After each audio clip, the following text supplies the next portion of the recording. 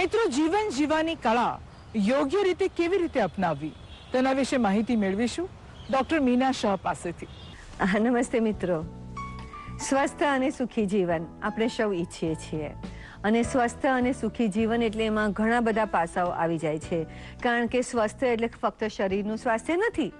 સ્વાસ્થ્ય એટલે શરીરનું સ્વાસ્થ્ય, મનનું સ્વાસ્થ્ય, લાગણીઓનું સ્વાસ્થ્ય. આપણે જ્યાં કામ કરતા હોય ત્યાં પણ સ્વસ્થ રીતે કામ કરી શકીએ એટલે આપણા કાર્યક્ષેત્ર સાથે સંકળાયેલું સ્વાસ્થ્ય, આપણા કુટુંબ અને સમાજ સાથે મળીને સ્વસ્થ રહી શકીએ એટલા માટે સોશિયલ હેલ્થ, અને છેલ્લે આપણે વાત કરીએ તો આધ્યાત્મિક સ્વાસ્થ્ય. એટલે સંપૂર્ણ સ્વાસ્થ્યના ઘણા બધા પાસાઓ છે અને કોઈ પણ વ્યક્તિને જ્યારે હકારાત્મક જીવન જીવવું હોય, સ્વસ્થ રીતે જીવવું હોય અને ખૂબ જ આનંદમાં રહેવું હોય અને પ્રવૃત્તિમય રહેવું હોય, હંમેશા પ્રવૃત્તિમય રહેવું હોય, હમણાં નહીં, આજકાલ નહીં, પરમ દિવસ સુધી પણ નહીં, પણ જ્યાં સુધી જીવીએ ત્યાં સુધી જો શરીર અને મનથી પ્રવૃત્તિમય અને પોઝિટિવ રહેવું હોય તો મનના સ્વાસ્થ્યની કાળજી રાખવી પણ એટલી જ અગત્યની છે જેટલું અગત્યનું છે શરીરનું સ્વાસ્થ્ય. કારણ કે માનસિક સ્વાસ્થ્યની અસર શરીરને પડશે અને શારીરિક રીતે કોઈ પણ સ્વાસ્થ્યને તકલીફ હશે તો મનને પડશે. એટલે બંનેની અસર એકબીજા પર રિફ્લેક્ટ થાય છે. તો દરેક વ્યક્તિએ શરીરથી સ્વસ્થ રહેવા માટે તો પ્રયત્નશીલ રહેવાનું જ છે, પણ મનથી પણ સ્વસ્થ રહેવાનું છે. મનથી સ્વસ્થ રહેવું એટલે શું કે આપણા જીવનની આપણી જે પણ જવાબદારીઓ છે, જે પણ જીવન વિશેનો આપણો અભિગમ છે, જે પણ આપણા સ્વપ્નો છે, તેને સારી રીતે જીવવા માટે સમયસર આપણા જાણકારી મેળવવી જોઈએ. એક આપણા પોતાના ગોલ નક્કી કરવા જોઈએ કે મારા જીવનમાં મારે શું મેળવવું છે, મારે ક્યાં સુધી જવું છે, મારે શું કરવું છે. એટલે જ્યારે કોઈ પણ વસ્તુના આપણા ગોલ નક્કી હોય, આપણા દ્રષ્ટિ આપણી નક્કી હોય કે આપણે આ મારું વિઝન છે, તો મનથી પણ આપણે એ દિશા તરફ આગળ વધી શકીએ છીએ.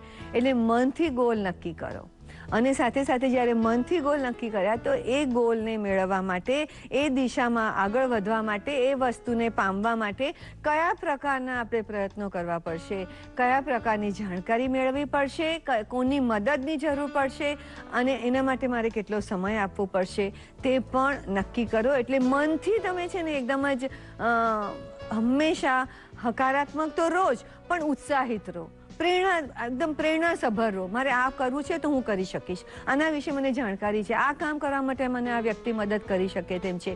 એટલે જેટલું આપણે પોતે માનસિક રીતે કોઈ પણ પ્રવૃત્તિ કરવા માટે તૈયાર હોઈએ કે આનંદમાં રહેવા માટે તૈયાર હોઈએ તે તરફ આપણું મન પણ આપણને મદદ કરતું રહેશે. અને તો માટે જાણકારીનું મદદ જે ખૂબ જ જરૂરિયાત છે.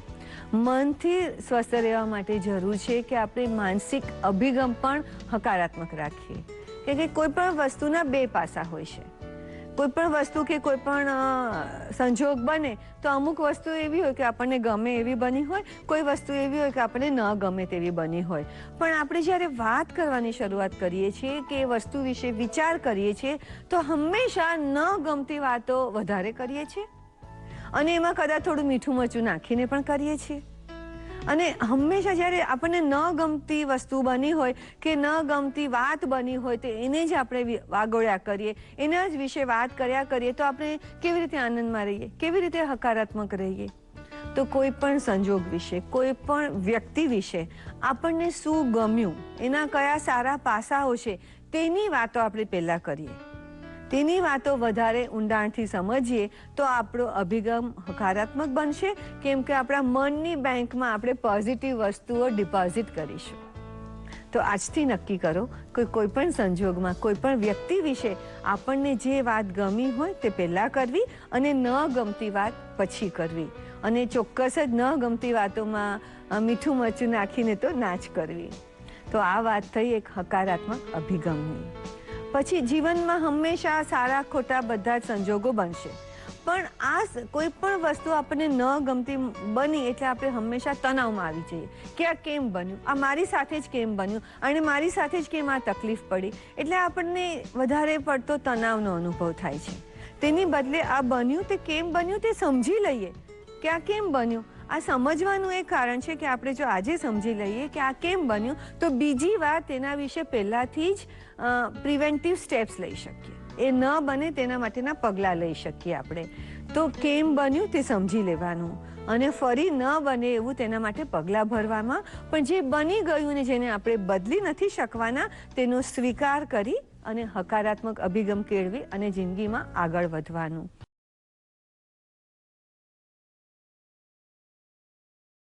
She is a medical doctor, health media expert, health and life coach and master trainer.